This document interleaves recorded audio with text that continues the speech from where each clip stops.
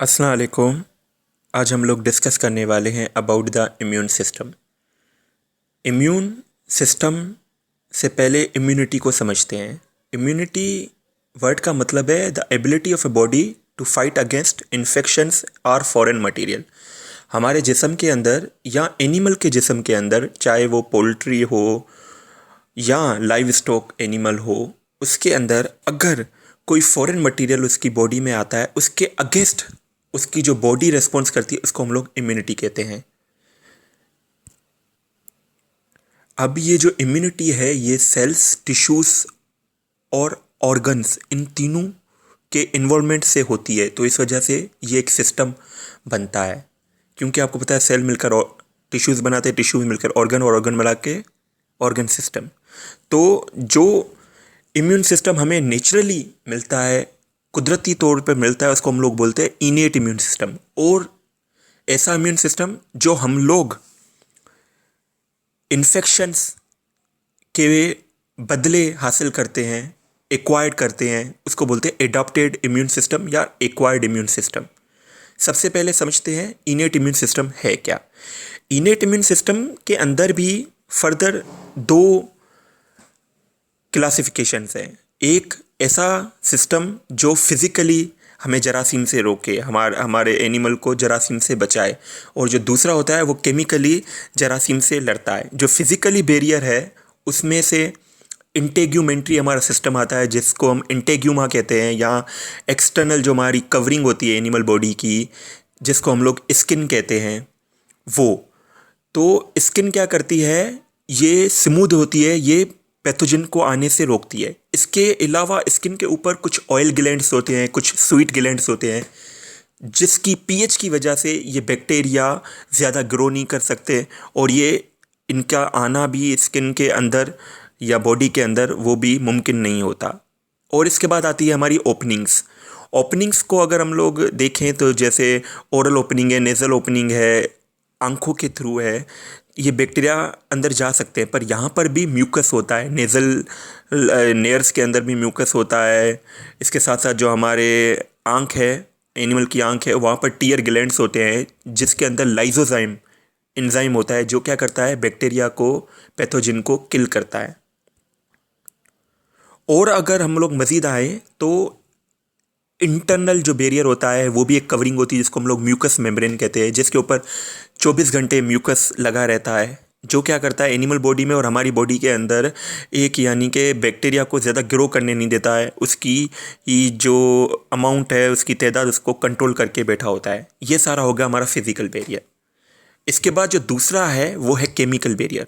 In case अगर broken skin हो जाए, या म्यूकस मेम्ब्रेन में छाले वगैरह पड़ जाए, या कोई इंजरी वगैरह हो जाए, और ये पैथोजन आ जाए हमारे ब्लड के अंदर, तो वहाँ पर केमिकल रेस्पॉन्स आता है। इनेट इम्यून सिस्टम जो कुदरती तौर पर अल्लाह ताला ने हमें दिया है।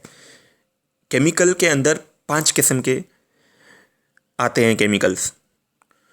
सबसे पहले ब्लड के अंदर आते हैं फेगोसाइटिक सेल्स, जो क्या करते हैं, फेगोसाइटोसिस, यानी कि जो फॉरेन मटीरियल है उसको ईट करते हैं with the help of phagocytosis process.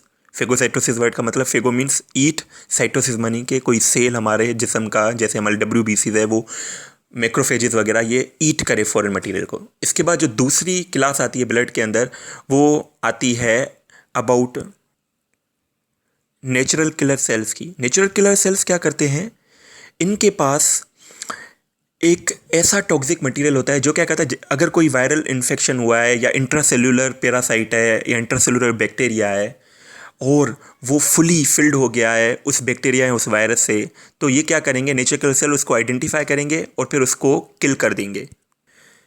तीसरा जो केमिकल रिस्पॉन्स आएगा वो आएगा इन्फ्लामेशन के थ्रू। फॉर एग्जांपल कोई इंजरी होती है एक्सटर्नली, इंटरनली, तो वहाँ पर क्या होगा, वहाँ पे ब्लड रश आउट करेगा। जब ब्लड रश आउट करेगा तो ज़ाहिर बात है इचिंग भी होगी, वहाँ पर स्वेलिंग भी होगी, रेडनेस भी होगी, लॉस ऑफ फंक्शन भी होगा। इसके साथ साथ पेन भी हमें होगा या एनिमल को। तो ये सारे क्या हैं, साइंस ऑफ इन्फ्लामेशन। और उस जगह पर कुछ दिनों बाद ये इन्फेक्शन, जहाँ पे WBC आएंगे उसी टाइम पे, तो वहाँ पे फाइटिंग होगी फॉरेन मटेरियल, यानी कि बैक्टीरिया, वायरस और पैरासाइट की बरक्स हमारे WBC से, तो उसमें होगा फेकोसाइटोसिस का अमल। तो ये WBCs वगैरह इसको इनगल्फ करेंगे और फिर जाके जब हम लोग देखते हैं तो येलिश फ्लूइड हमें नज़र आता है। वो क्या होता है कि जब बैक्टीरिया जो मैक्रोफेजेस हमारे होते हैं, WBCs हमारे फॉरेन मटेरियल को खा खा के भर जाते हैं, तो फिर वो फट जाते हैं। फटने के बाद वो ग्रीनिश या येलोइश कलर का पस बनता है, जिसको हम लोग फर्दर ड्रेन आउट कर सकते हैं। चौथा जो केमिकली रिस्पॉन्स है वो बॉडी कैसे करती है?